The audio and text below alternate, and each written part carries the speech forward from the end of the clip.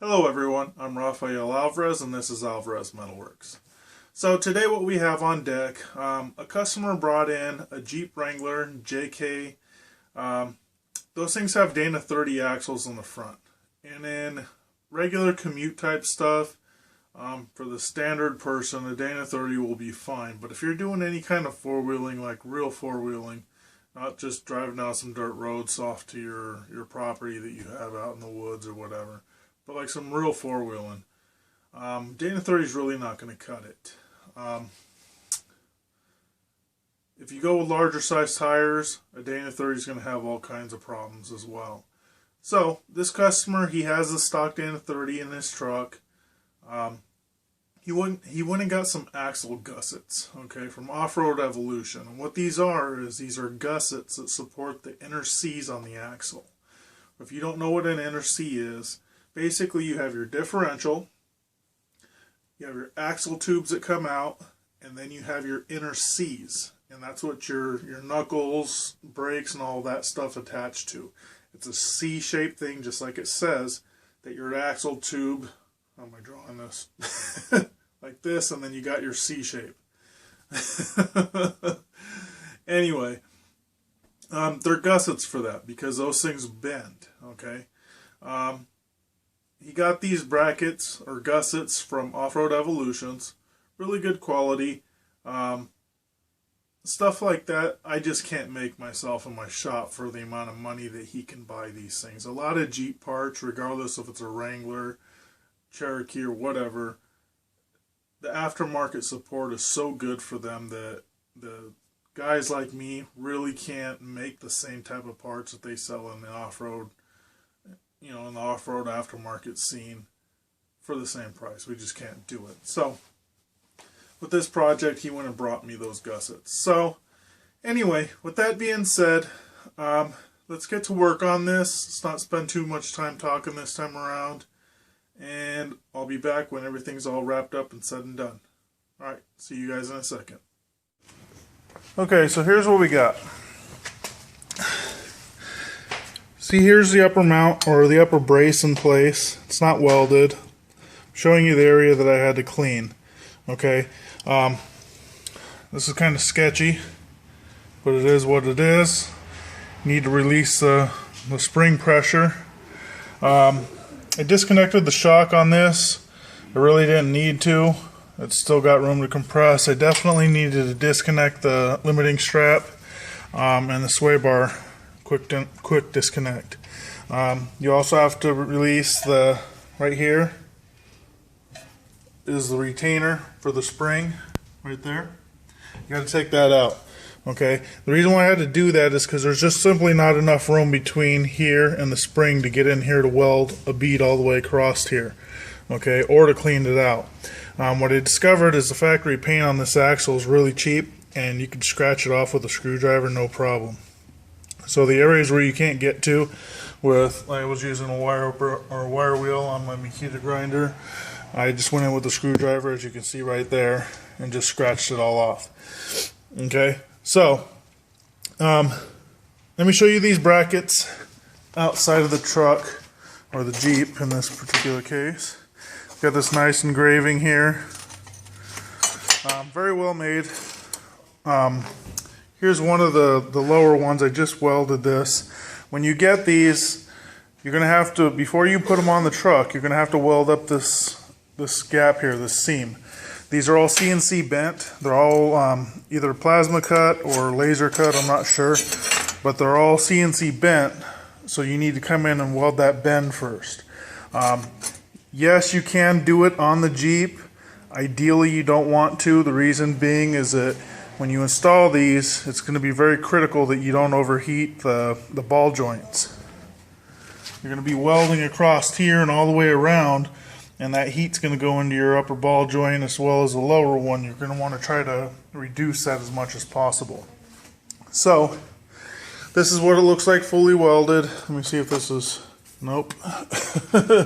See if it was cool enough to touch. You can see I got full penetration. I'm using my Everlast Power I-MIG 200 for this job. I'm going to weld this one up, and then I'm going to show you the process here. Ultimately, what I'm going to come in here and do right away, because this is real sketchy, like I said, I'm going to come in here and I'm going to tack this in place. You can see it's got a little bit of play, so I'm going to center it out on both the top and the bottom to make sure that the slack, see how it's like that, so the fitment is as good as possible. Then I'm going to tack it in here, probably tack it in right here and right here. Once it's all tacked, once the 4 tacks are in, just to, again, to not to overheat the ball joints, I'm going to bring the bottom one in, tack that one in. Then I'm going to go ahead and run this bead across the top here. Once this bead is all the way across here, I'm going to stop, let it cool off. I'm going to move to the other side, do the same thing over there. But before I move to the other side, I'm going to put the spring back in its spot. I'm going to tie the limiting strap on here at the very least, and then let this out of here. Get this jack out of here, and then move on to the other side. I'm going to be jumping back and forth. I'm also going to be using cold towels. After I finish welding maybe like an inch, I'm going to put a cold towel on there, wet. Just let it sit on there, let it cool off. I'm going to move to the other side. Those are the instructions and the recommendations of the company who makes this kit, so I'm going to follow it. I'm a little bit skeptical about doing that, but that's their instructions, and many people have done it and never had a problem, so I'm going to follow their instructions and see how it goes. So, be back in a minute. I'm going to weld this up, and then I'll get all this tacked up and show you, and get that welded up so I can show you the progress there. Okay, so you see I got the spring back in there seated. It's not clamped down or nothing. I still have this stuff here. But I got that weld all the way across. Got it down. I ended up welding across here. Top bracket, bottom bracket, it's welded across there. It's also welded across the bottom. And welded over here. Okay, outside of that I just have tacks up here, and then see here, just a tack here on the corner and a tack there on the corner. It's not welded up this seam yet. Tack here and one on the other side matching. So I'm not going to weld those up until this cools off some. See, I can touch the upper ball joint right now, but it's hot. Okay, it's not like I can touch it for a minute, but it's still really hot. The heat is working its way up there, and same with the bottom one. So I'm going to go to the other side. I'm going to start working on those. Okay, so everything's done, completely done. I just gotta hook up these. I don't know what the heck that is. Probably an ABS sensor. And the brake line. Put it back in there together. Everything's welded up completely. Like I said, just had some wet towels. Welded from here to here. Sat there, and it's still warm right now, but I cooled it down as quickly as possible. Right now it's not any, I can touch it for a little while, so it's not too hot. It's not going to be any hotter than the heat generated off the brakes. So down here, welds are a little bit sloppy. That's just because I can't really get into there. It's perfectly fine. Welds up here are fine. I did a double bead across the top of here, just because it's a V groove and you had a lot of stick out just to get that weld going. So let you see this other side.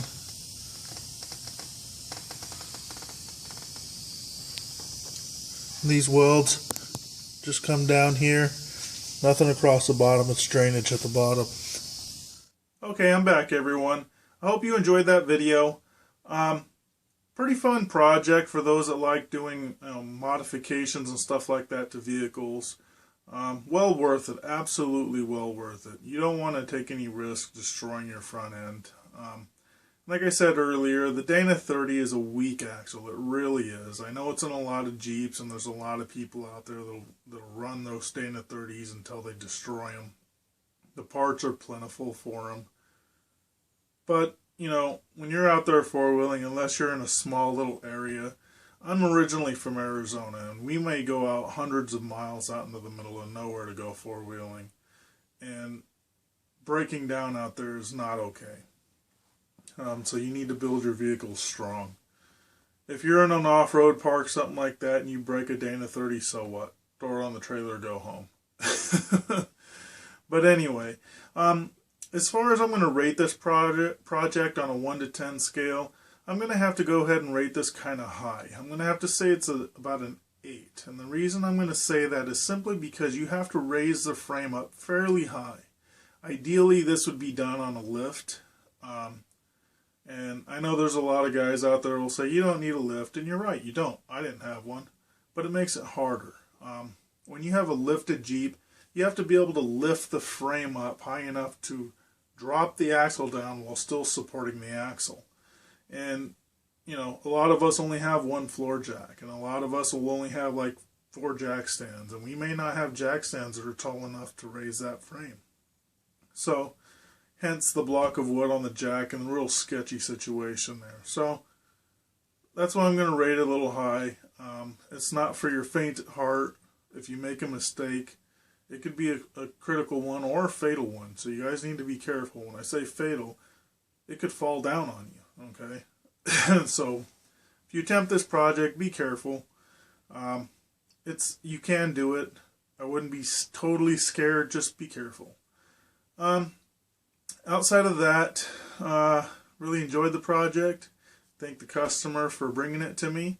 And he's actually going to be bringing it back to me here next week or this weekend. And we're going to be doing, just like my last video that I did, where I had welded on new link brackets, axle brackets for the lower links. We're going to be doing that on his, but his are a little bit different. His have skids on them, and we're also going to be mounting the rear brackets as well. Actually, not the brackets, they're just the skids for the brackets. And basically the skids are like skid plates. They're just reinforcing it, making it stronger so you don't bend them. So expect that in about a week. And thanks for watching, and like always, subscribe, comment, like. Hope you guys like the new background. I spent a couple hours setting this up. I think it looks a little bit better. I like the little thing over here. You know, that's kind of cool. Let me know what you think, and I'll talk to you guys later. Oh, don't forget to like me on Facebook if you haven't already, and subscribe to my channel, and check out Alvarez Metalworks. Oh, and if you guys are from New York area or the surrounding area, upstate4x4.com. That's my club. So, talk to you guys later.